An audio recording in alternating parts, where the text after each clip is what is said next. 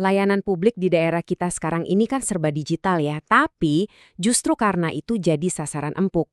Nah, pertanyaannya gimana caranya pemerintah daerah bisa bangun benteng pertahanan digital yang kokoh? Soalnya ini bukan lagi soal kalau kita diserang, tapi kapan kita bakal diserang. Dan kesiapan itu jadi kunci segalanya. Oke, sebelum kita bangun bentengnya, kita harus sadar dulu musuhnya kayak apa. Ancaman siber itu beneran ada loh, dan makin hari makin canggih, mengincar semua level pemerintahan, ya termasuk di daerah Anda. Risikonya? Wah, besar banget, mulai dari data warga yang dicuri, sampai layanan publik yang lumpuh total. Ini dia pertanyaan paling inti buat semua yang ada di pemerintahan daerah. Serangan itu pasti datang. Siap nggak kita? Dan siap di sini tuh bukan cuma soal punya antivirus canggih ya, tapi juga soal strategi, soal tim yang solid, dan prosedur yang jelas. Pertanyaan ini bukan buat nakut-nakutin, tapi buat jadi pemicu, biar kita gerak cepat. Untungnya nih, kita nggak perlu mulai dari nol, nggak perlu pusing-pusing mikir dari awal. Bagian hukum ternyata udah nyiapin semacam cetak biru strategis. Dokumen ini ngasih kita kerangka kerja yang jelas banget. Ada 4 fokus utama yang bisa jadi fondasi buat membangun pertahanan siber yang kuat. Ini dia nih, 4 pilar utamanya. Anggap aja ini 4 menara penjaga di benteng digital kita.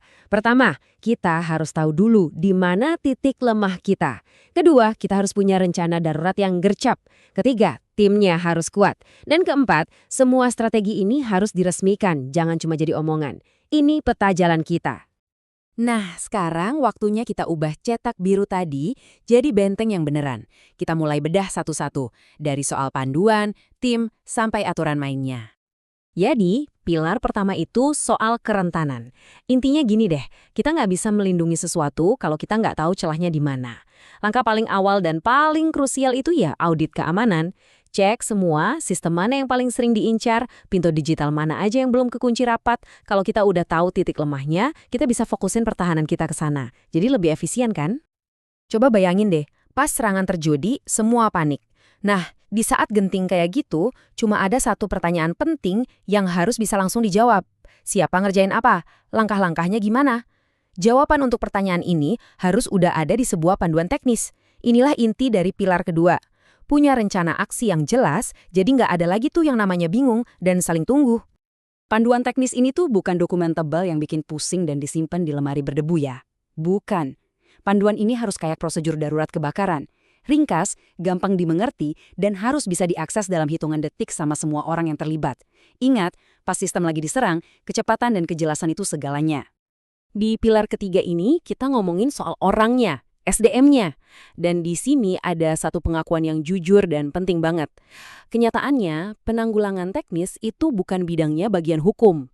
Ini tuh kayak semacam panggilan darurat bahwa kita butuh banget tim teknis yang jago, yang emang kompeten buat nangani insiden siber.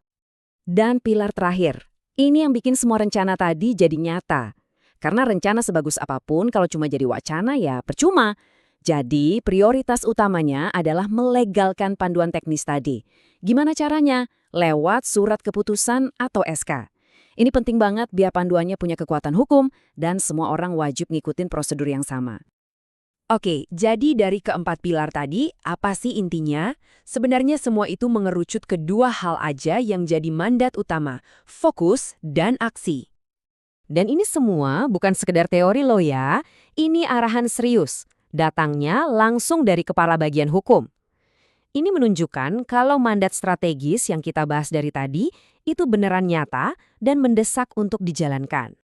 Jadi, kalau misalnya Anda cuma mau ingat 3 hal dari obrolan kita kali ini, ingat 3 ini aja. 1. Fokus cari tahu di mana letak kelemahan sistem Anda. 2. Pastikan Anda punya orang-orang yang tepat dan jago buat menanganinya. Dan 3. Segera buat aturan main yang resmi dan mengikat. 3 langkah ini adalah jantung dari benteng cyber yang kuat. Dan kita tutup pembahasan ini dengan pertanyaan reflektif. Coba deh pikirin, berdasarkan cetak biru yang udah kita bedah bareng-bareng tadi, seberapa siap sih tim cyber di kabupaten atau kota Anda buat menghadapi ancaman yang kita tahu pasti akan datang ini?